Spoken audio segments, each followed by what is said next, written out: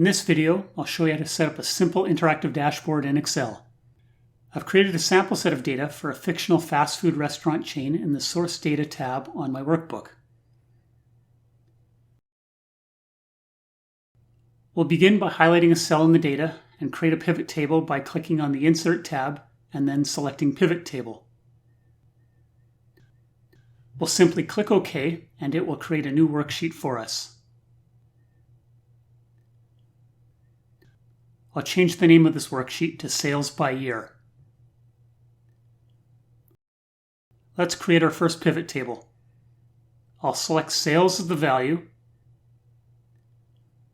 and then Year as the rows. I'm going to change the formatting so the information looks like dollar sales by selecting the currency format.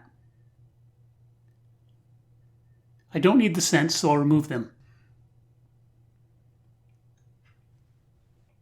It's good practice to name your pivot tables when you're building dashboards because you'll need to reference them for your slicers.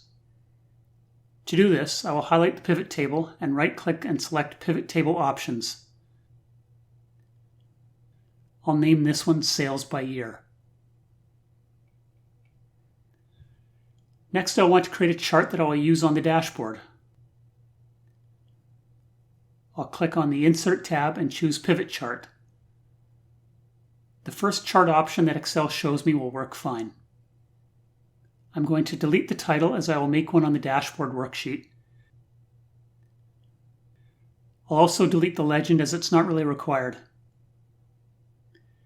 You'll see the gray buttons on the chart. We won't need them, so I'll delete them by right-clicking on one of them and choosing the Hide All Field Buttons on Chart option. Next, I'm going to create another worksheet and we'll name it Sales by Month.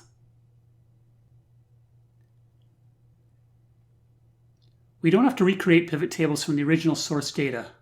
I'm going to use the one from our previous Sales by Year worksheet. I'll highlight it, copy with Ctrl+C, and then paste it with Ctrl+V into the Sales by Month worksheet. Now I can edit this pivot table to display the monthly sales. I'll move the year to the columns area and then drag the months into the rows area. I'll name this pivot table Sales by Month.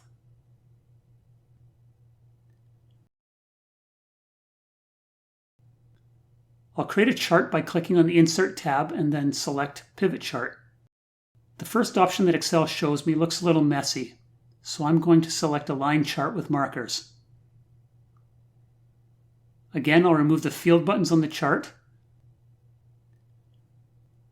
and resize it a little.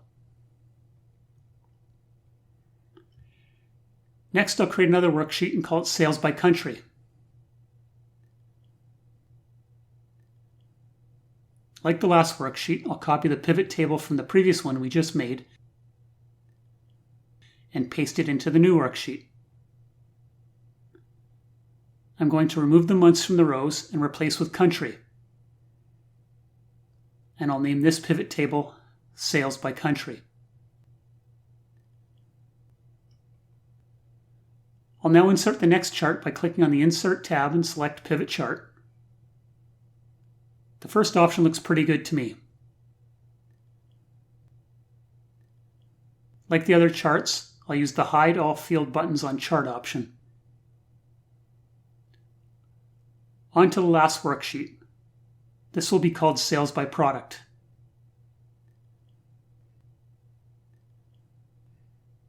I'll copy the pivot table from the Sales by Country worksheet and paste it into the Sales by Product worksheet. I'll widen the cells to fit the data.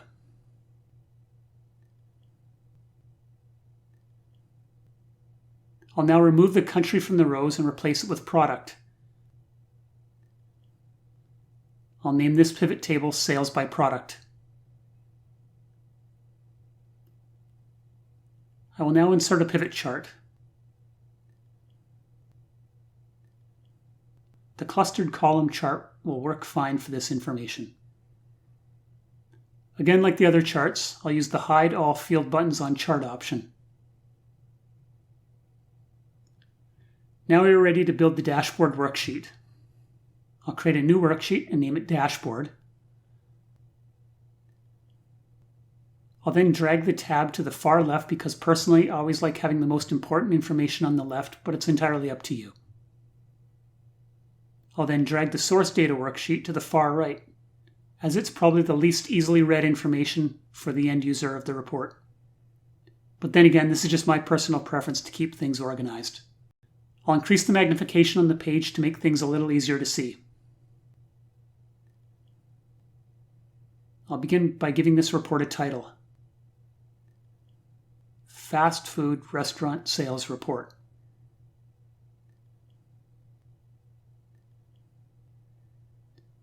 Now I can start copying the charts and placing them on the dashboard. I'll begin with the sales by year by highlighting the chart and clicking Ctrl+C to copy it, and then Ctrl+V to paste it onto our dashboard. I'll make it a little smaller by dragging the edges while holding the Alt key so the edges snap to the edges of the cells. Here's where I'll add the titles to the charts. This one is sales by year. And then I'll highlight the cells and choose Merge and Center. I'll select a blue fill with white bolded text. The next chart I'll grab will be the sales by country. Again, I'll copy the chart using Ctrl+C and then paste with Ctrl+V.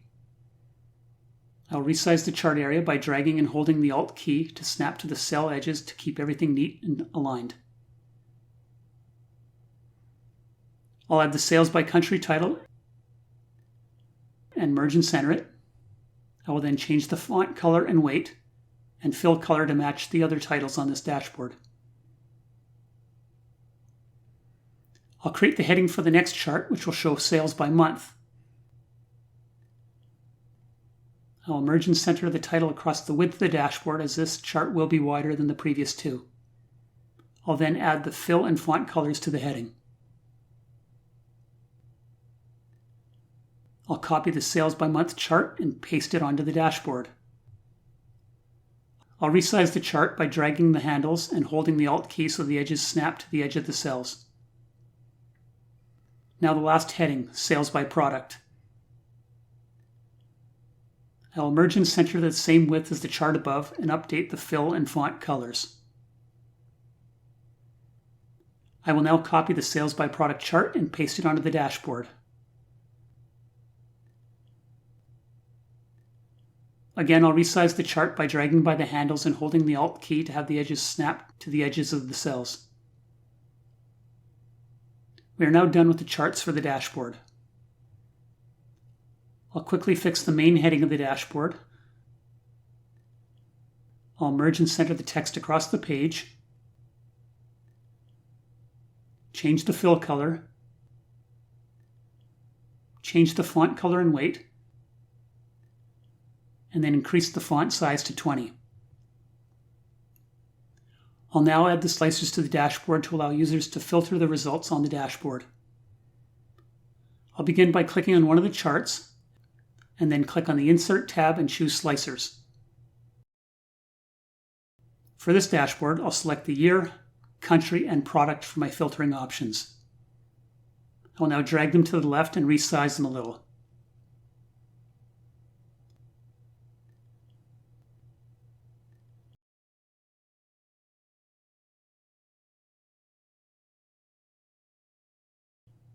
Before the slicers will work, we need to make sure that the slicers are connected to all the pivot tables that were used to make the charts. To do this, for each slicer, we'll click on the Report Connections button and select all of the pivot charts and then click OK.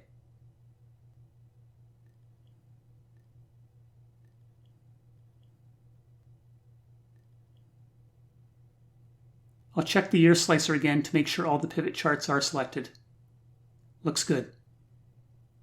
Let me zoom out a little so we can see how the slicers will update the dashboard.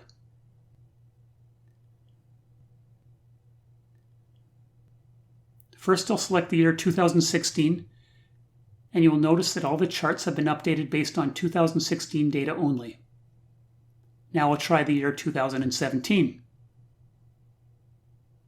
I'll undo the year filters and now try the country of Canada. Then the United States.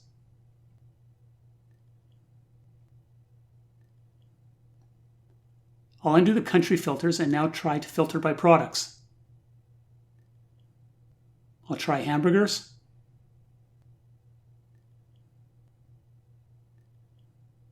And then try cheeseburgers. As you can see, creating interactive dashboards isn't too difficult, as I was able to get this done in about 10 minutes. I hope you're inspired by this video to add interactive dashboards to your workbooks. If you find my videos informative, please give this video a thumbs up. If you like learning about Excel, please consider subscribing and clicking on the notification icon to be notified when I release new videos. Thanks again and have an excellent day.